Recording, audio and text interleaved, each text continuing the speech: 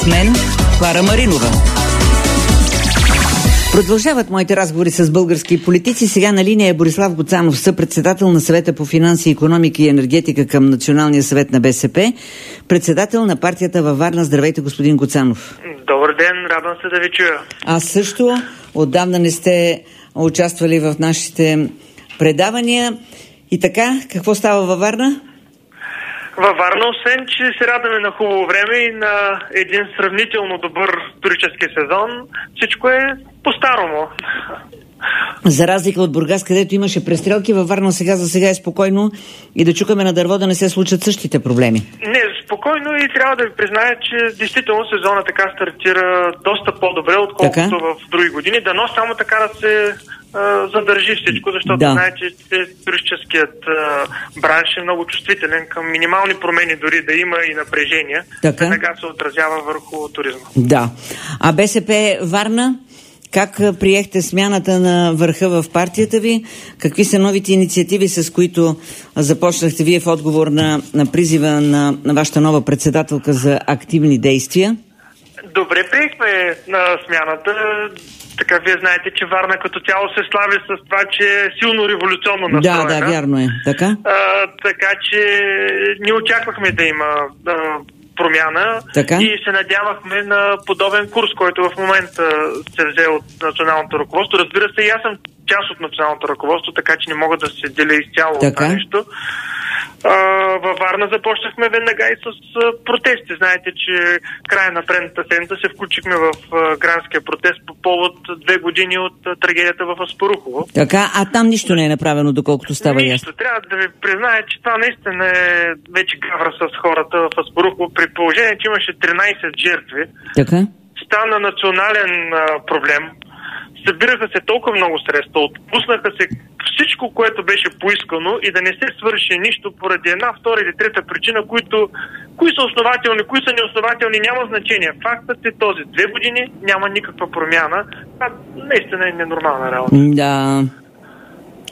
Тази седмица два много големи проблема привлякаха вниманието на обществото в България. Един е свързан с военната дейност и с бъдещи военни действия. И зато и вие сте специалист в тази област. Започвам с този проблем. Черно море, флотилия от военни кораби срещу Русия или Черно море, плажове, туристи, яхти, мир и любов. При вас на Черно море това се усеща още повече. И така... Много добре продължихте темата от преди 2 минути. Да.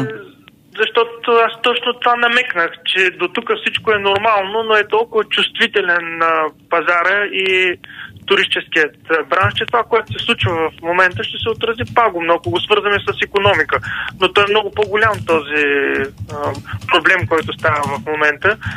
За мен това е потресаващо разминаване. Един път и втори път и да не вземеш становище на Народно събрание, да водиш тайни разговори. Не сме да употребя думата преговори, защото тогава става още по-страшно. Да. За подобни възможни действия, създаване на общи флотилии, едва ли не фронтова линия, аз не знам как въобще може това нещо да се коментира, освен по един начин, че този кабинет трябва да си ходи. Единственото, което го спаси в момента е добрата позиция в последния момент на министър-председателя, което не мога да не го призная. Така е. Министър-председателя доста по-мъдро се изказа. Добре, че надделя неговата позиция, защото по принцип нашия народ е миролюбив народ. И да го вкарваш ти в една военна акция на Черно море, където разчитаме основно на туризма. Второ, за мен лично перспективната политика, а така наблюдавам, че и западните политици вече разсъждават, е политиката на отворените врати навсякъде, а не на затваряне и затръшване дори на вратите. Аз трудно мога да си представя президент, който взима еднолични решения, без да съгласува своята позиция с Министерския съвет, с Народното събрание. Но историята има своето продължение. Вероятно сте прочели днес, че военният министър Ненчев, който общо взето стоя безмълвен на пресконференцията съвместната с министър-председателя и президента и кимаше с глава на всяка дума на премиера, си е позволил да се снима на американски самолетоносач Труман край Крит И тази снимка не е оповестена чрез тези снимки. Не са оповестени чрез Министерство на отбраната, а са оповестени чрез партийния Фейсбук на БЗНС. Как може един военен министър, сега никой не е казал, че е без санкция на министър-председателя, но пък и никой не е съобщил за това негово посещение, което допускам, че е без санкцията на министър-председателя, отива да се снима на самолетоносач на чужда държава и рекламира своето присъствие там през един партиен Фейсбук. Как оценявате тази случка? Аз не съм запознат с подробности около това нещо, което вие го съобщавате, и освен това, което вие го казахте, съм го видял също по този начин. Нямам други данни. Ако това наистина е така, както се коментира в момента, мисля, че има едно единствено решение и това е смяна на този министър на отбраната. Друго решение няма. Аз по-скоро бих поставил така нещата. Не е нормално, когато е ясно написано в Конституцията на Република България кой взима подобни решения, Народното събрание да не е информирано за подобни действия и разговори. Не може да се подлага на риск държавата от военен конфликт. Не може да се вкарва в подобни разговори без Народното събрание да се произнесло. Как е възможно един човек, независимо дали той е президентът, както вие го казахте, еднолично да вземе решение да тласне държавата в такава посока? Знаете, как е възможно министър на отбраната да води разговори, защото виждате, че започва да се отварят някои страници и се оказва, че това е продължало около половин година. Как е възможно това нещо да стане? Тук, разбира се, отваря въпроса дали министър-председател е знаел или не е знаел. Защото ако той е знаел и го е допуснал, това вече говори за други неща. Ако не е знаел пък, тогава, извинявайте, може ли министри да правят подобни разговори? Може ли дори президента да прави подобни разговори? Но пак отбелязвам, не може последната позиция на министър-председател да не бъде определен като изключително точна. Трябва да сме обективни, когато правим подобни анализи. Абсолютно. Знаете ли с каква изненада вчера в разговори с народни представители установих, че не всички смятат, че по подобни въпроси решение трябва да има Народното събрание. Например, народни представители от ГЕРБ, от Реформаторския блок твърдят, че няма нужда да се сезира Народното събрание, то няма нужда да санкционира подобни решения. Това било приоритет на изпълнителната власт и на главнокомандващия. По този начин, според мен, се нарушава най-важното обстоятелство. Суверена е делегирал своите права на народните представители. Извинявайте, че ви прекъснах. Не знам кои са народните представители, които са оказали това нещо. Няма значение. Важното е, че го изразиха като официална позиция. Значи, те дори не знаят за какво се намират в парламента. Не искам да влизаме в другата хипотеза. По време на война какви са правомощията на Народното събрание? И че то поема ръководството. Значи най-малкото, което е, нека да прочетат малко повече за какво става въпрос като управленските етажи и стълбици на държавата. Как е възможно подобно нещо да се каже от човек, който е избран? Това говори за нивото на народното представителство. Или поне за тези хора, да не правим общи изкуси. Да продължим нататък по тази тема, защото предстои на 8 и 9 среща във Варшава на НАТО.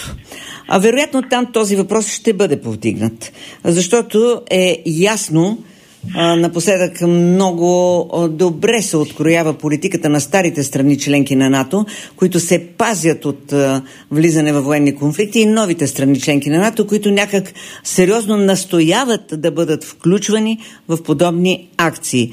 Вие знаете за тази полоса, която се оформи на източния блок при Балтийските републики, Полша, Румъния, България и специално в Черно море с участието и на Турция.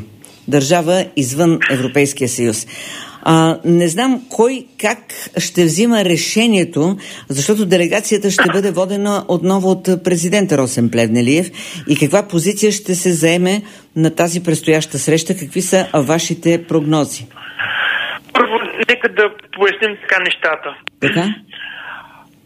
Не считам, че бившите държави от източният блок сме по-агресивни или по-военнолюбиви. има реална обективност за една нова фронтова линия, която действително започва на север от бившите сегашните прибалтийски републики, бившите република на Съветския съюз и стига до Румъния, България, Турция, включително и новата база, която е на 40 км от нашата северна граница в Румъния. Тоест това е обективност. За жалост, действително тази фронтова линия е на бившите държави, свързани с Съветския съюз, източните държави. Да. Това е изключително лошо и за България. А не дали сме по-войнолюбиви или по-не сме войнолюбиви. Аз не съм казала, че сме по-войнолюбиви. Казах съвсем друго. Че ние доброволно искаме да се харесаме на НАТО и затова... Така не съм ви разбрал правилно. Да. Ние по-скоро не успяваме да защитим едни сериозни позиции. И собствените си интереси във всички случаи. И собствените си интереси. И се подлагаме на един изключителен риск от реален военен конфликт. Да не говорим, че винаги тезата на Съединените щати като основен член на НАТО е била, че войните трябва да се водят далеч от тяхната територия и ние тях не може да ги обвиняваме. Те защитават техните си национални интереси перфектно. Въпросът е какви са нашите интереси, национални, икономически, военни, стратегически. Ние защитаваме ли ги? Не ги защитаваме и това е видно. И аз затова мисля, че Народното събрание трябва да изработи позиция, която да бъде гласувана и да бъде дадена като мандат на президента във Варшава. Да. Да не говорим, че този президент трябва да бъде подложен веднага на импичмент. Да. Но това никой не го прави, защото му стават броени месеци. Иначе е ясно, че ще има вече вълна от искане за неговата оставка, защото той действително действа против интересите на България, видно против интересите на България, че той като че ли е президент на друга държава или изпълнява поръчките на други посолства. Впрочем, наскоро четах едни политологични анализи, в които вече откровено се говори за НАТО 1 и НАТО 2. Под НАТО 2 се разбират точно тези държави, които упоменахте, прибалтийските, Полша, Румъния и България. И че на НАТО 2 се възлагат много по-мръсни поръчки, отколкото на НАТО 1. Направо това е изнесена реална фронтова линия. Да. Няма защо да ги премълчаваме нещата. Те вече са толкова очевадни, че няма какво вече да се говори. Виждате за ракетния щит, който се води, за неговото управление. Едната база се намира в Турция, другата база се намира в Бавария, в Германия. Всичко е повече от ясно за какво иде реч. Въпросът е, че ние трябва да направим всичко възможно като една държава на 1300 години. Малко са държавите с такава история, които да разберем, че войната не води до нищо добро. Разбира се, да няма нужда от излишна психоза. Да. Но заедно с това нещо, много трезво трябва да се вземат решенията, а не емоционално един път, или пък подплатени от някакви други виждания, което също не го изключвам от решенията, които са се вземали, или опита, който беше направен преди няколко дена да бъде взет. Да. Така че това за мен е изключително опасно. И затова казах, че естествено, че това се отразява върху икономиката. Естествено, че е пагубно за туризма. Да. Но то може да се окаже една много малка брънка, ако се стигне до другото, за което в момента и двамата знаем за какво говорим и както и слушателите го разбират. Впрочем... Защото тогава не знам за какво още ще става реч и дали някой си представя какво значи един военен конфликт съвременен. Да. Впрочем, за да завършим нашия разговор по тази тема, ми се иска да ви попитам и още нещо. Как се гледа на една държава в международен план, в която двамата първи, премиера и президента, са на различни позиции по такива важни въпроси, като въпроса за мира и войната, за сигурността на държавата? Естествено, че несериозно се гледа. И заедно с това нещо е перфектно за трета държава. Защото когато нямаш разбирателство вътре в собствената си държава, ти ставаш много по-лесна плячка достояние или да окажеш влияние върху тази държава. Така че всичко е повече от ясно за какво и да рече. Вижте, в България трябва да има промяна в управлението на държавата и това е очевадно. И стига са ги премълчавали нещата. Ясно е, че не може по този начин да се развива държавата. Не е нормално това, което стана онзи ден на пресконференцията. Министър-председател, президент и военен министър да дава такава пресконференция. И пак казвам, браво на тази позиция на премиера. Но как се стигна до тук? Да не би да няма вина, за да се стигне до тук. Естествено, че има. Така че какво да говорим повече? Ясно е, че трябва да има друга политическа ситуация в България. Това минава в демократичните държави единствено и само през избори. Точно така. И на вашия конгрес последен, вие много остро поставихте въпроса за ново управление, за нови предсрочни избори, за това, че властта трябва да се сменя. Но какво сочи... Извинявайте, че втори път се позволявам така да ви прекъсна, но това е очевидно, защото дори вече не говорим за социалната немощ на държавата. Не говорим за икономическата немощ на държавата. Не говорим за това, че държавата е в такава ситуация, в която не можеш да разбереш има ли е, няма ли е. Така де. Ние говорим за пълно разпадане на структурите. Това, което става в момента. Виждате, отиват се в Варшава и ние не знаем какви ще бъдат вижданията на президента ни. Чакайте, че той ни васали ли са му, какви са му? Така, добре.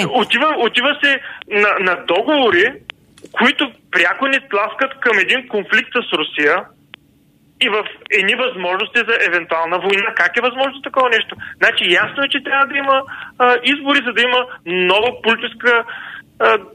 ново политически мислене за управление на държавата. И то минава само през избори.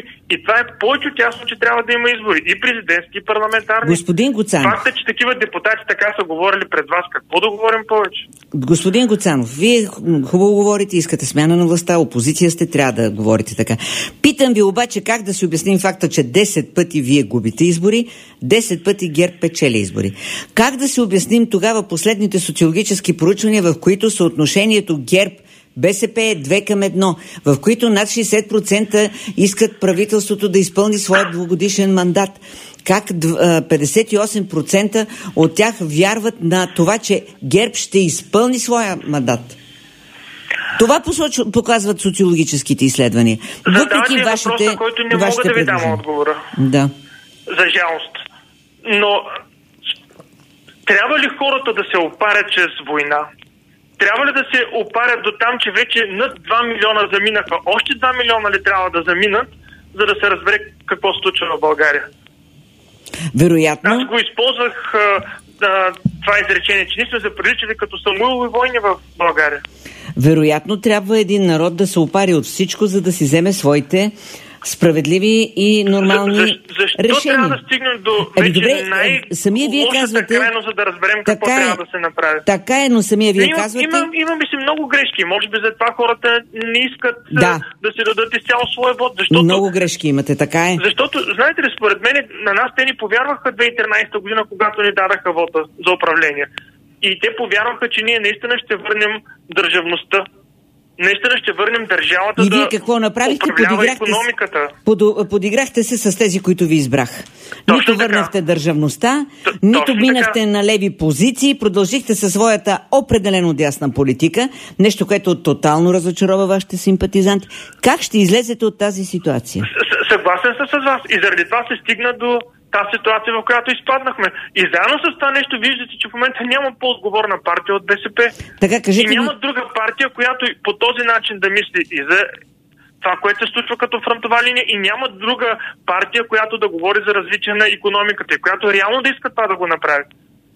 Така, защото ми, как няма ли индустриализация, никой друг не говори за това нещо, няма и бъдеще в държава. Добре, как ще излезете от ситуацията, в която БСП на второ място и то много назад от ГЕРБ? Как се готвите за тези избори сега? Какво ще направите, за да обърнете тенденцията, за да привлечете повече хора на ваша страна? Как ще го направите? Аз мисля, че ние силно показваме промяната през последните месеци и половина-два. Няма толкова. Веднъж с тази опозиционност, която е много категорична. Втори път започваме да говорим за ясни алтернативи. Ето, ние казваме в този случай Народното събрание да е това, което да каже каква е външната политика. Ние казваме така: тръгваме да правим икономика и аз съм готов да изляза и да говорим много подробно за всяка една област какво ние ще предложим. 28 области, 28 неща, които ние предлагаме за развитие на икономиката, да знаят хората в Велико Търново какво ще се случи, ако ние управляваме. Във Варна какво ще се случи, когато ние управляваме. Във Враца какво ще се случи, за да се знае как тръгва да се развива тази икономика. На следващото място, откъде ще дойдат тези приходи. Подробно и ясно ще посочим кое, откъде и как ще дойде, за да можем да си върнем действително доверието в хората. Заедно с това неща, аз не считам, че има българи, защото не мога да ви противореча по никакъв начин. Ние сме миролюбива нация. и народ, който не обича конфликтите. Как биха дали глас за тези, които ни докараха до този хал, на който се намираме в момента? Да се чудим как по-деликатно да го говорим и в радио, и в ефир. Поради различните причини, които ни карат да ни казваме нещата съвсем едно към едно.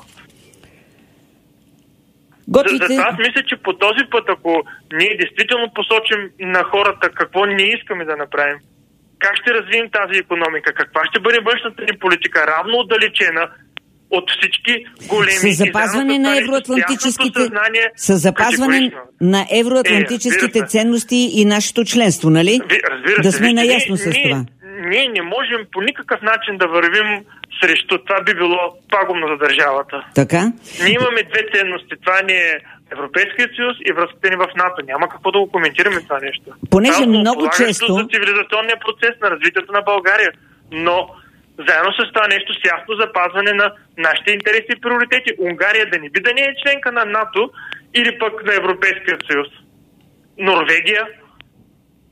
Тя не е на Европейския съюз, а там е леко в малко по-друга фаза, да. но е пряко свързана с Европейския съюз. Понеже много често... Има примери. Чехия, да не вида е нещо по-различно. Докато ние сме готови да станем по-големи католици от папата, стига да се харесаме на някой. Понеже много често ви обвиняват, че вие се включвате в хибридната война на Русия, как ще опровергаете подобно твърдение или сте съгласен с него?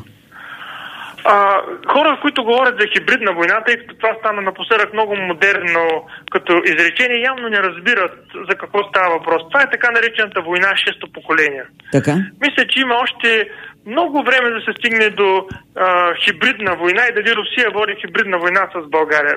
Извинявайте, това наистина е несериозно. Ако някой ви го каже, нека първо да види за какво става въпрос, когато се говори за хибридна война, когато се говори за война от 6-то поколение и тогава да седнем да се употребяват просто термини, които може би някой съветник ги е казал на някой политик. Добре. Имаме само 2 минути още, в които искам да ми коментирате онова, което се случва след решението на арбитражния съд, който важи близо 50% от искането на Атомстройекспорт заради спирането на проекта за АЕЦ Белене. Голямото обвинение към БСП е, че неколкократно е участвала във властта или е била изцяло на власт и АЕЦ Белене не се реализира. Не се реализира дори след един референдум, а сега 1,1 милиарда трябва да платим. Аз едва се въздържах да не ви прекъсна. Не, нищо трябва да ми слушате. Каква е вината на БСП за това нещо?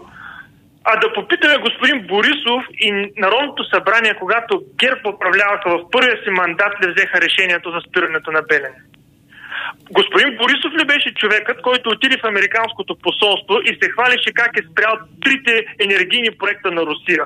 Или това бяха енергийните проекти на България? И стига 25 години всички са си мили ръцете с БСП. Коя беше вината на БСП в момента? В първата част, сега ще ви прекъсна. В първата част е прав. Бойко Борисов наистина се хваляше, че е спрял, и Румяна Бъчварова се хваляха, че са спрели 3 руски проекта. Но това, че БСП беше във властта и не реализира проекта, е също факт. Белене го няма, а вие сте били във властта в тези години. Може ли сега втори път да ви прекъсна? Месец февруари, по памет, 2013 година, по времето на управлението на ГЕРБ, едно с решение на Народното събрание да не спрямо Белене. Да. Какво имаме да говорим повече? БСП ли беше тази, която организирахме референдума? Да, ние бяхме. Независимо, че промениха въпросите в Народното събрание, няма значение. В крайна сметка резултатът беше този. Когато ние дойдахме на власт, за което сте безкрайно коректна и точна, ние имахме ли 121 народни представители за да стартира Белене? Не. С кое да стартира Белене? А защо въобще тръгнахте? Това става с решение на Народното събрание и става по един единствен начин, с гласуване. Защото за разлика от всички други политически партии, БСП е останала, може би, единствената, със сигурност единствената голяма политическа партия, която е демократична. И всичко става по този начин, с гласуване. Няма друг. Така, защо въобще се почна един проект, който се оскъпи 2 пъти, за който толкова много се изписа, че е обект, от който се краде, ама истински като за световно, казвам от политици от всички партии, забележете, достатъчно съм обективна, за да кажа от всички партии, и един проект, който беше буквално поставен за подигравка и от външния, и от вътрешния свят. Аз съм на мнение, че България има нужда от втора атомна, за да разширява своите търговско-икономически възможности. Защо вие не сказахте баста на тия кражби? Значи аз не знам дали се е крадяло или не се е крадяло, защото когато е започнало Белене, аз съм бил курсант във военноморското училище. Да. И заради това не искам да коментирам и да нося отговорности за нещо, което нито съм го видял, нито знам дали е така или не е така. Не може да не сте прочели. Не може да не сте прочели, че този проект се оскъпи 2 пъти. Аз съм чел много неща, но заедно с това нещо знам, че последните предложения бяха за 4 милиарда, което беше възможно най-изгодното предложение. И на фона на всички други атомни централи, които се строят в момента, това беше перфектното предложение. И защо политическа партия ГЕРБ го спря? Това е още едно доказателство, че те трябва да си ходят. И този 1 милиард и 100 милиона горе-долу лева, които трябва да ги платим в момента, и те да кажат, да се радват, че сме били осъдени. Извинявайте, тези хора мазохисти ли са? Те го или пък мразят държавата си? Казаха, че се радват, защото 50% ще плащаме, а не 100%. Добре, има един стар вид за един дет седял на ръба на тротуара и си... добре, нека да не го... Знаеш какво да направи. Нека не го разказваме в ефира на радиото. Бива да ви кажа... Добре, нещо да ви попитам честно. Вие, ако се върнете на власт, ще продължите ли АЕЦ Белене? Категорично АЕЦ Белене, Южен поток, Бургас Александрополис трябва да стартират. Южен поток трябва по нов начин да стартира по най-бързият възможен срок и вариант. Същото нещо и за АЕЦ Белене, защото освен икономика на държавата, те дават и образование, защото това, което става в държавата с тези двойки, с всичко това, което се случва, естествено, че Кунева трябва да си ходи на по-малкият въпрос за Кунева, е отражение на цялата икономика на държавата, отражение на развитието ни през тези 25 години на държавата. И енергийните проекти имат огромно значение от икономическа гледна точка, един път. Кунева е министър от няколко месеца, не мога да тя да е виновна за двойките. Това ви казах и най-малкият въпрос, не случайно го избегнах. Много интересен е разговора с вас, обаче отиваме към рекламата на радиото. Само да ви кажа, че тези енергийни проекти имат и огромно значение и стойност, дори по-голямо отколкото икономическото, относно националната сигурност на държавата. Аз пък да ви кажа, ще запомня вашите думи и ако спечелите изборите, ще ви ги припомня отново, нали? Много ви благодаря, стига и аз да бъда на нужната позиция, за да мога да окажа нещата. Тогава съм готов, включително да се оттегля, ако не изпълня това нещо, което съм го казал. Пожелавам ви да бъдете на позиции, в които да взимате решение. А сега ви благодаря за вашето участие и ви пожелавам успешен ден. И аз ви благодаря. Всичко хубаво. Всичко добро. Борислав Гуцанов, съпредседател на Съвета по финанси, икономика и енергетика към Националния съвет на БСП, председател на БСП Варна.